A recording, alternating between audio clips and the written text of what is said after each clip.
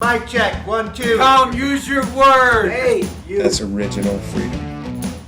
Hello, everybody. Welcome to the Original Freedom Podcast. Super happy to be back on the air here and with an amazing friend of ours in studio. Our new studio, that is. We're Zooming. Couple of us in California, one in Chicago, and one in North Carolina.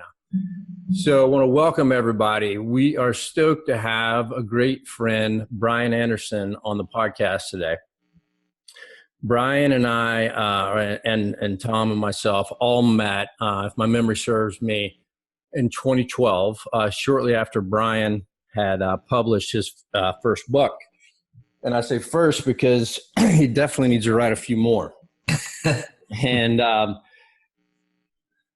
I'll tell you some cool stuff about Bryan. He's a pilot. He's a veteran. The guy snowboards. He surfs. He skateboards. He's been an actor. He's been a stunt man. He's been on the cover of magazines. He has done, he's written a book. He's been in films.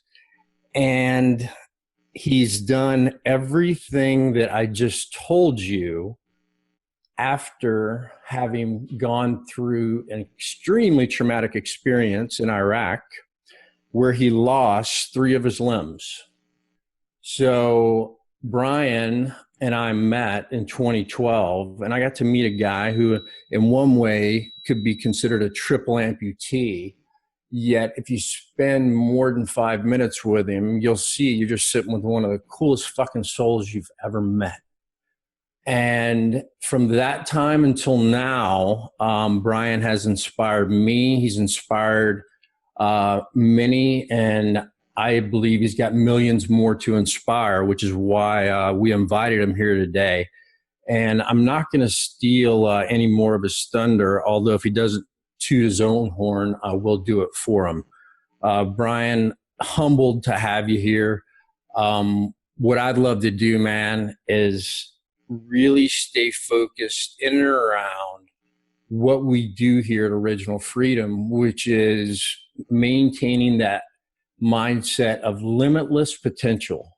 Humans are absolutely pure potential, and maintaining a mindset of possibility, right? And what's possible, not what's predictable, but what's unseen, because you have absolutely gone through and not just endured, but thrived in times that would cripple literally, mentally, and emotionally most humans.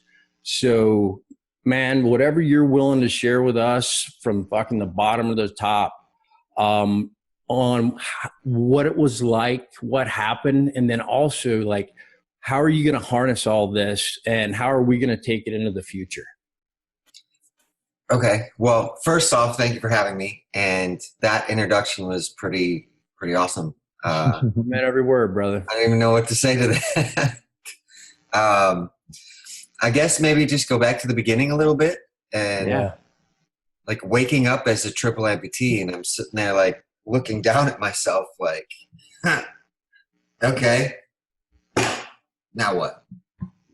I didn't know where I was going to go, what I was going to do, what kind of quality of life I was going to have. But my whole family was there. I have an identical twin brother, my sister, my parents, my grandparents, aunts and uncles. They were all there, and they were all kind of showing me that, you know, regardless what happens, they're going to be there to support me or stand behind me. And so that kind of gave me enough strength to just be like, all right, you know, fuck it. Let me take it a day at a time and see what happens, or where does it go? So I think the most important thing in that moment was that I wasn't ready to put myself into a box or limit myself. I wasn't going to be that guy that said, hey, I don't have any legs, I can't go climb a tree. I'm that guy that says, well, how do you know until you try? Right. And so I had that kind of mindset right in the beginning. And I had a pretty good attitude for like the first 4 months or so, until I hit a depression. And I got out of that pretty quick because like I was sitting there like for 2 weeks at Walter Reed and just watching all these soldiers come in.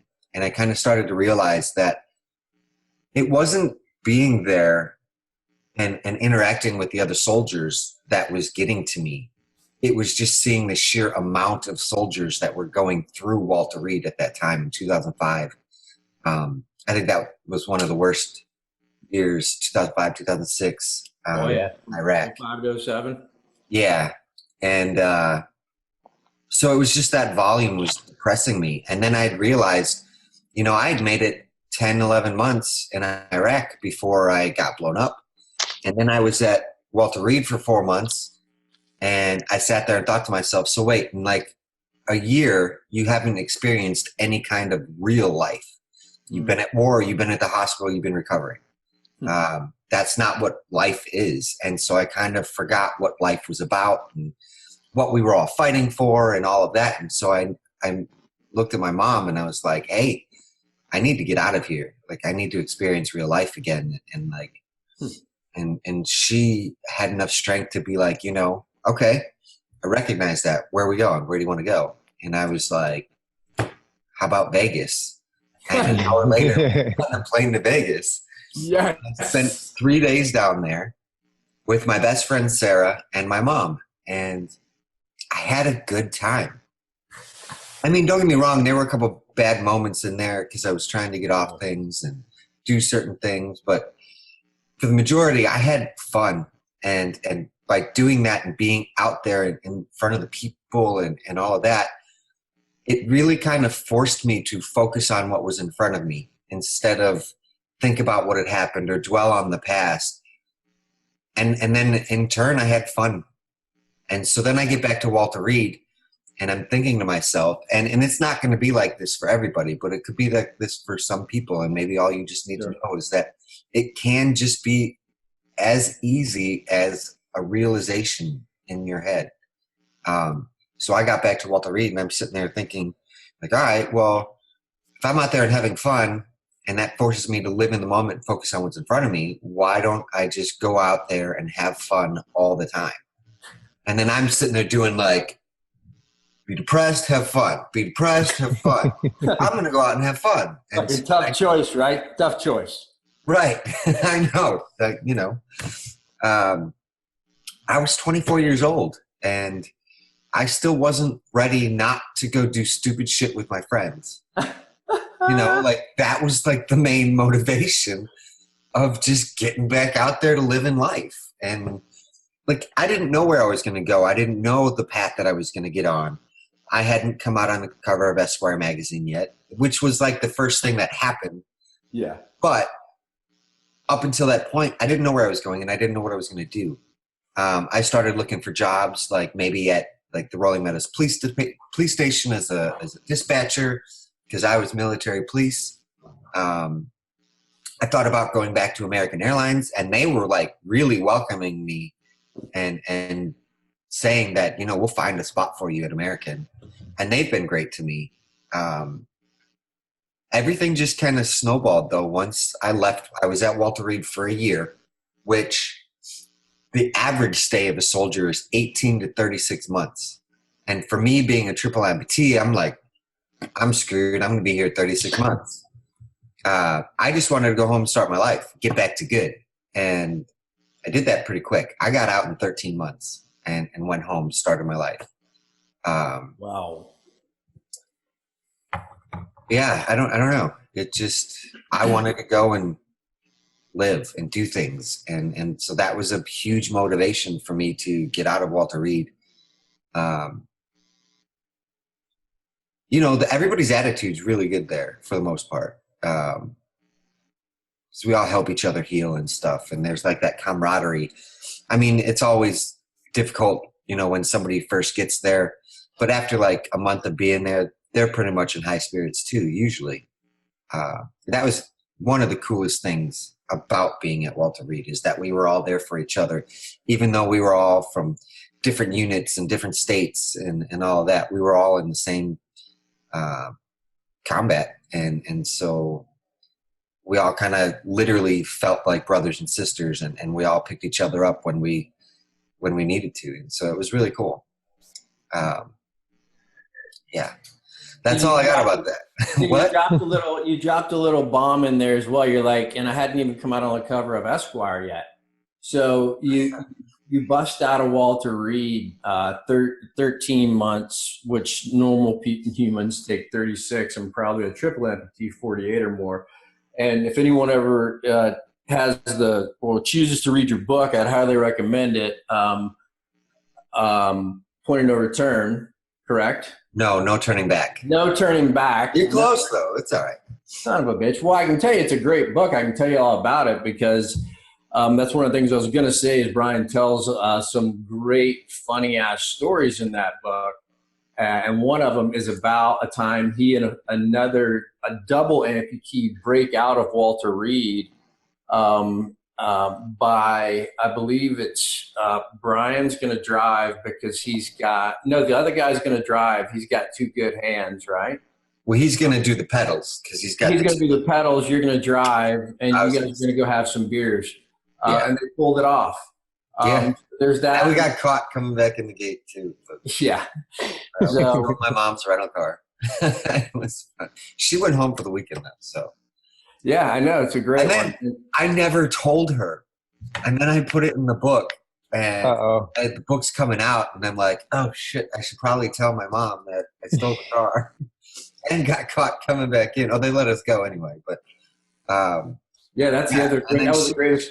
What's that? That was the greatest part of the story is whenever you guys get caught, you were an MP, right? You were an MP, which is the irony as well. And MP catches both of you and is like, you crazy bastards have made it this far. Might as well let you finish. And you guys went home, right? Yep. Just go, man. Just go. Yeah.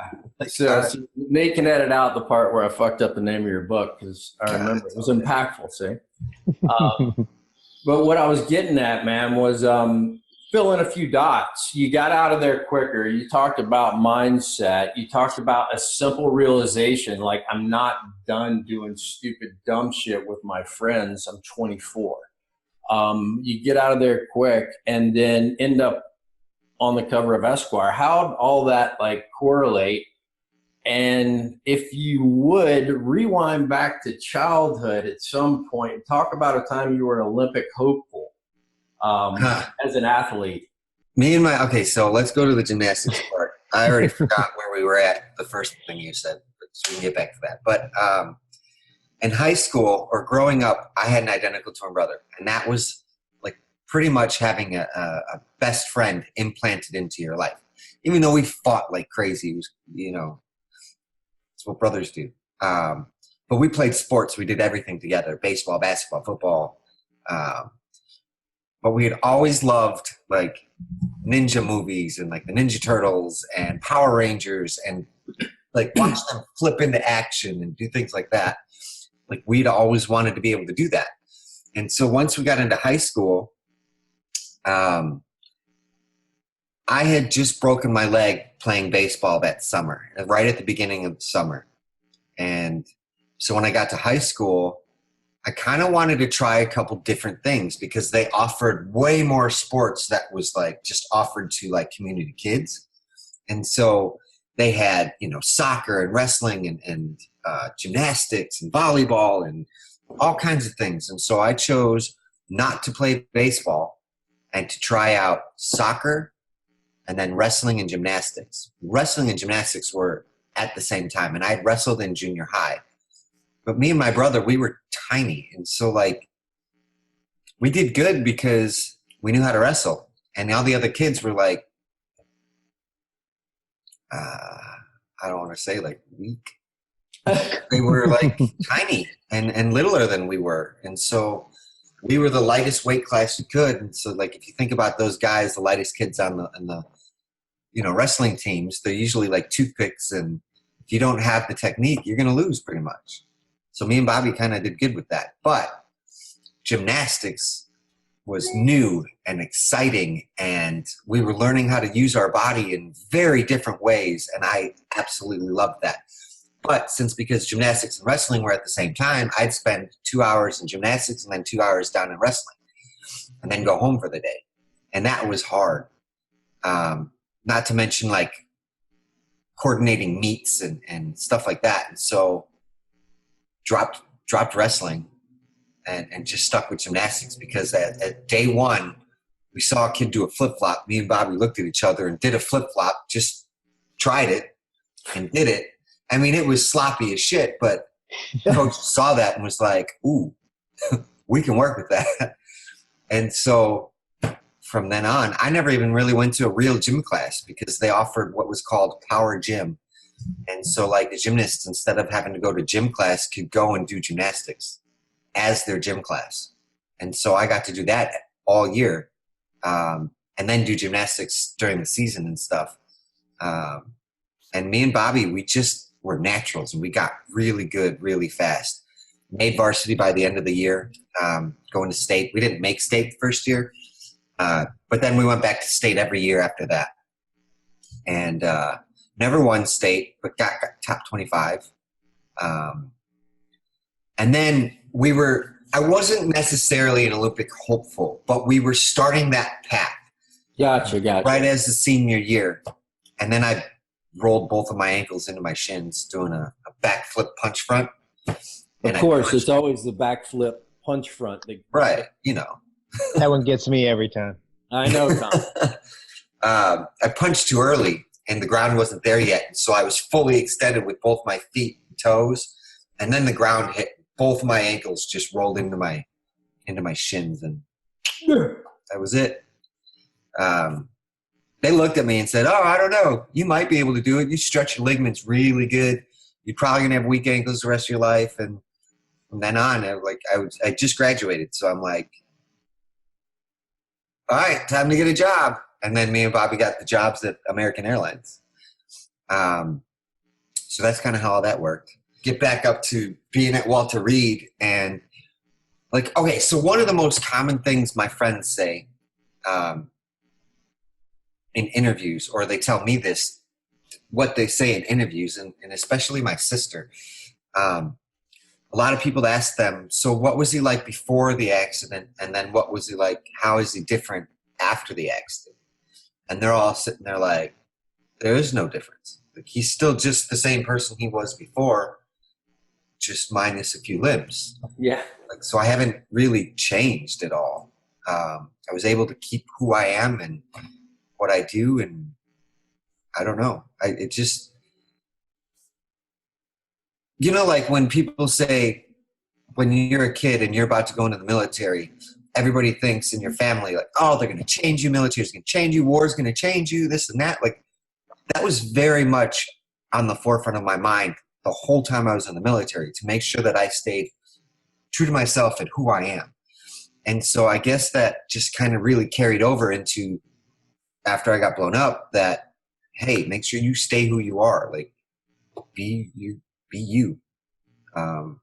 So I always just tried to do that. Your mindset around that has always amazed me, because we're different in that way.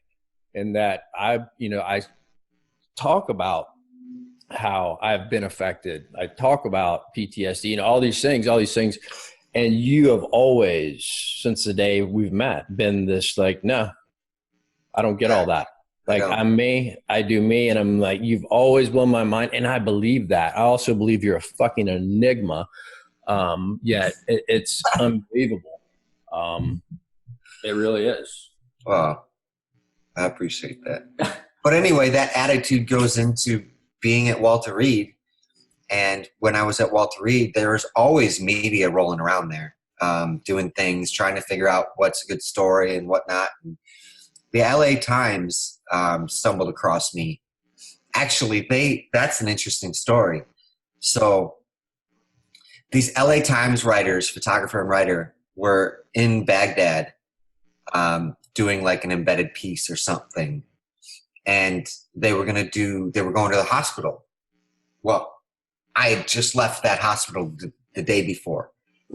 And so they get to this hospital, and they're like, all the doctors and all the nurses are like, oh, you should have been here yesterday. You should have seen this kid. He's like, it's triple-amputee. And I don't know how I could have possibly inspired those guys. I was unconscious the whole time. So how am I possibly like inspiring these guys? Like, they're just like, oh my God, this kid was amazing. He's okay. So then they go from Baghdad to Balad. and they missed me by a day again. And all those people are sitting there telling me, oh, you should have been here yesterday. You should have seen this kid. He was incredible. And so then they're like, well, we're on our way to Walter Reed. We might as well look this kid up. And so then they went to Walter Reed and looked me up and said, hey, you know, we've heard about you from being in Baghdad and Balad and Launchstool. And everybody kept telling us we needed to go see this kid. So here we are. And so they spent like 2 days with me and did this huge front page spread about me and my friends. And we even went down before he published the article. We went down to Texas and visited my guys, and we all went to the beach together. And my old Army roommate was carrying me out of the water, and that was the front page picture. And then there was just like this whole story. And I don't even remember what that story was really about or what's said in there, but that led to Esquire magazine seeing that. And then as I was leaving, they called me up and said, hey, we saw the article in the LA Times. You know, we'd like to do a story on a soldier too. Can we do it on you? And I'm like, all right, sure. I don't care. Why not? And it wasn't supposed to be a cover story or anything. They just sent a couple guys down, spent some time with me, and then they were gone as fast as they ever came. And I didn't hear anything for like, I don't know, maybe a month. And then 2 weeks before the article was coming up, I was getting ready to leave Walter Reed. And they called me up and said, hey, this article turned out great. We're going to go ahead and put you on the cover. And I'm like, what? And they're like, yeah, it's going to be great. I'm like, okay. I mean, it's your magazine. Do what you want. But I'm sitting there thinking like, dude, you just had Scarlett Johansson, Robert De Niro, George Clooney, and then now you're going to put me on the cover? Like, what? Okay. Hey. And that, yeah, that was huge. It was really cool. Bryan, I got to ask, so you bring up Esquire, and you've been in a number of movies and TV shows and that kind of thing, but I was just looking around as well. Were you featured in a comic book as well? Yes, I was. So tell me that story. Captain America. Yeah. And in the comic, it's Captain America's fault that I get blown up. Oh, no. Drive down I-80 Alley as a punishment. And yeah. Okay, so I was doing this CUSPS conference, CUSPS, in Chicago. And they do it like every year. And it's, what was it? It was like 25 of the most forward-thinking people of today. And so like I got to give a presentation there, and they had a Kennedy there at one point. Like there was a lot of big people that were speaking at this thing. And so I just felt like I was in good company. I'm like, all right, let's do it. And it was over like a 2-day period, and just all day there were just different speakers for 2 days, and it was really kind of cool. But I got to do it on September 11th. And so they had this guy, Lyle Oworko, and he was a photographer. And he's the guy that captured the plane hitting the second tower that was on the cover of Time magazine the next month or whatever, the next days after that happened. So he spoke first. Then I spoke. But at the time I spoke, I was smoking cigarettes, and I was running in and out because I got nervous, and I'm like, oh, all right, I got 5 more minutes. I got another time for a cigarette. So I go out, and there's this guy, he's this English guy. His name is Paul Jenkins, and he worked for Marvel. He wrote Captain America and Spider-Man's and things like that. And he's like, yeah, I'm like, we met and we were talking, and then he figures out that he's after me. And then he's like, oh, awesome. And then walks away. And then I go on stage and I give my spiel, and then he gets on stage and he's just like, what the fuck, man? They didn't think this thing through. First they put the guy takes the photo of the 9/11 thing on first, then this triple-amputee Iraq war veteran, inspiring his shit, and now you get me, a comic book writer. I draw superheroes. And he had fun with it, and it was funny. But I don't know, for some reason, we just like really connected and became friends. And after, a couple weeks, couple months, he's just like, I really want to write Captain America, like about you and your story and whatever. And so he did, and they followed through, and that's how that kind of came about. And they made, it's called Captain America Theater of War. And they made 4 comics of that kind of theater of war issue. Well, he put my friends and other comics in that series or whatever, and other, I don't know what you call it, episodes, issues, and a different story. Like the one before mine is my buddy Jason Melodic. And then the guy that I was with, Kenny Olson, he's in the one with me. And plus, like, my family, they drew my family in there. Like, it looks like my family. It's really cool. There's one difference, though, about that. They wanted my right hand to be missing instead of my left hand, so that at the end, I can salute like this. I don't know. I'm like, okay, whatever. I don't care. Yeah, but it's More really dramatic. cool. Yeah, right. It's Hollywood. So, like, one of the coolest things about that one, though, is like when I tell my story about when I got blown up and the first things that I remember seeing, the way they depicted that in that comic book was really cool. It was a bunch of short, like, scenes of, like, first I saw black because there was so much smoke inside the truck. Then I started looking harder and I started to see green. And so then they show a little bit of green.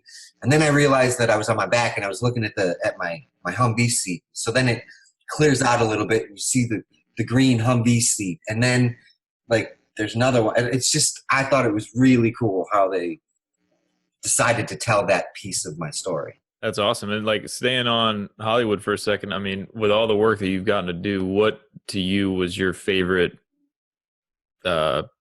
really set or story or plot that you got to work with in your time?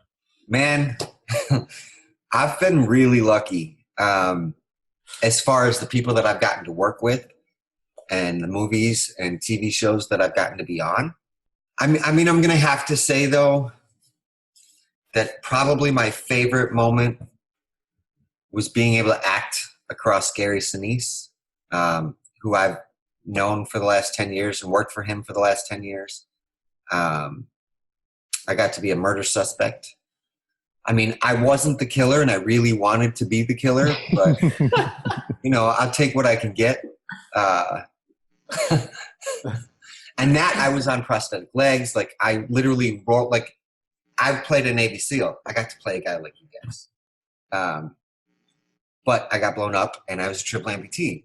And the plot of this was kind of like they found my Navy SEAL combat knife stuck in the dead girl, this girl who was a professional assassin. And they're like, well, who could kill an assassin? Oh, and that assassin had killed my father.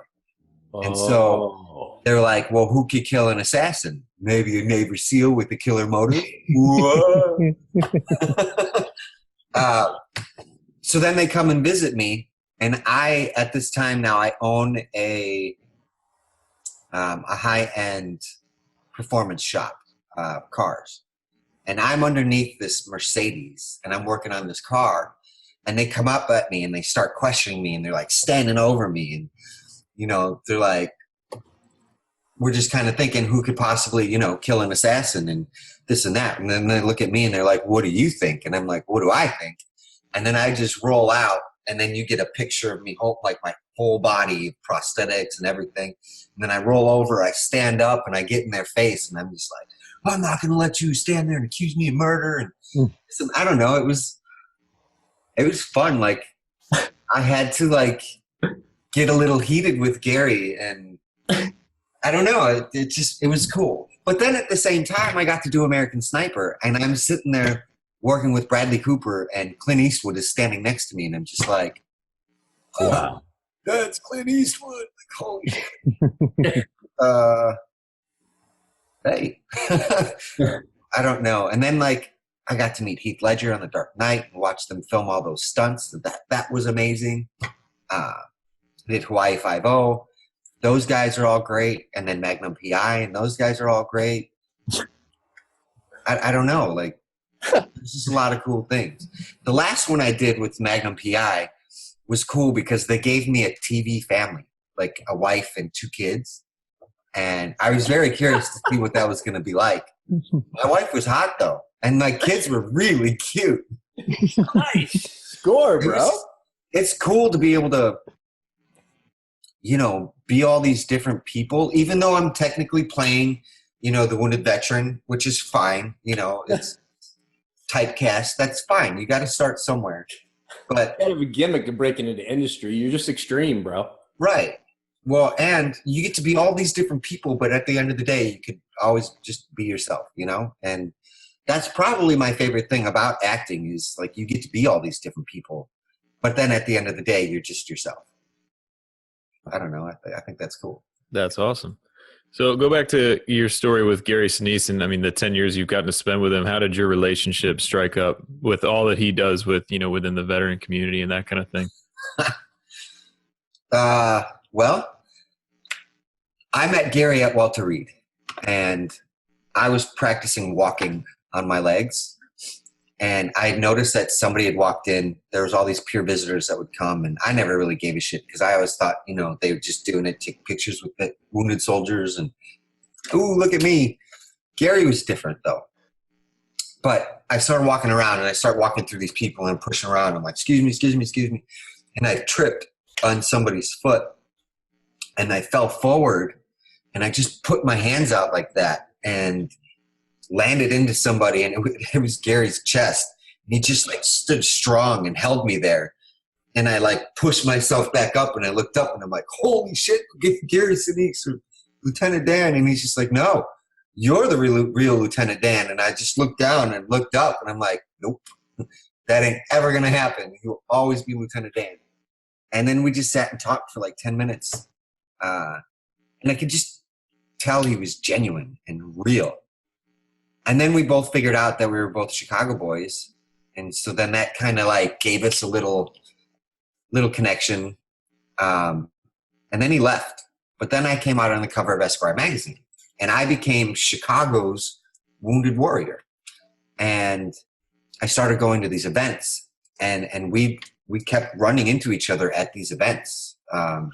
And so we'd talk and just talk more and more and talk about what we were doing. And then he was saying that he had created this Lieutenant Dan band. And he hadn't started the foundation yet.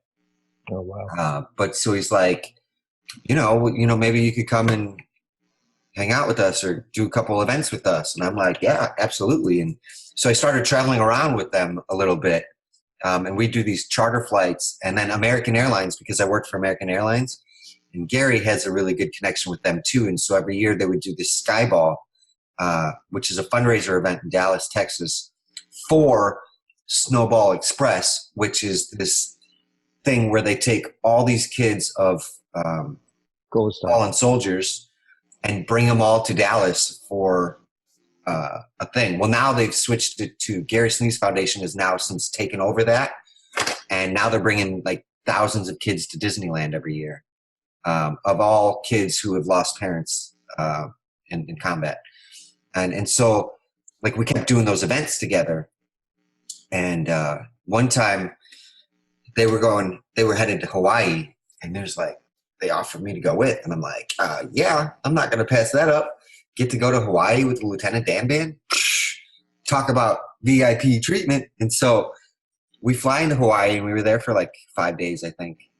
And we did 3 different shows at 3 different bases on Hawaii. And like we just, you know, during the day too, got to hang out, do whatever. We went surfing. That was the first time I ever went surfing. And we went to Pearl Harbor. And it was just really cool. And it really seemed like we were building something. And then the last night, the last show that we were there, Gary had asked if I would have dinner with him. And I was like, yeah, sure. I mean, like, we're at the show, though. And he's like, yeah, just come back into the green room or whatever. And I'm like, sure. And so we sat back, and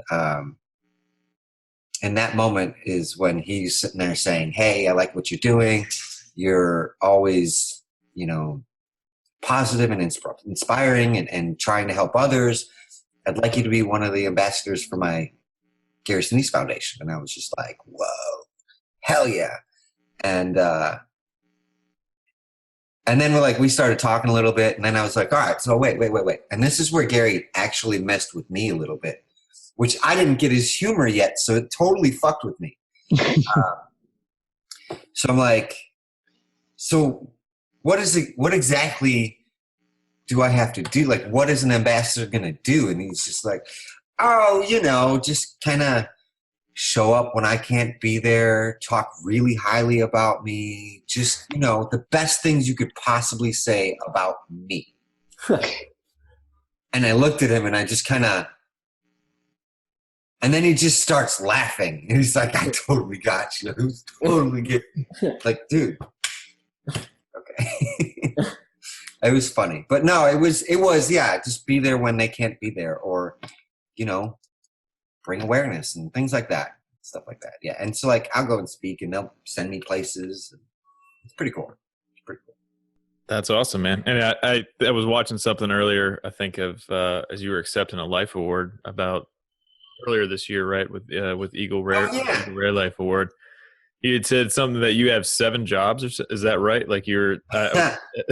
What is it technically, like, if you want to speak to that? I mean, just as far, because to me that, your overall personality, your positivity, all that. I mean, to say, you have these, technically you have 7 jobs, that kind of thing. My mind just went to like people now, that would say that there's not enough time for this, there's not enough time for that. I mean, what on that topic would you speak to, those people about, especially with how you live your life and maximize the most out of it? Well, first off, when you hear 7 jobs, you get shocked, but you automatically think 7 9-to-5 jobs. I don't have any 9-to-5 jobs. I do events. I do, things.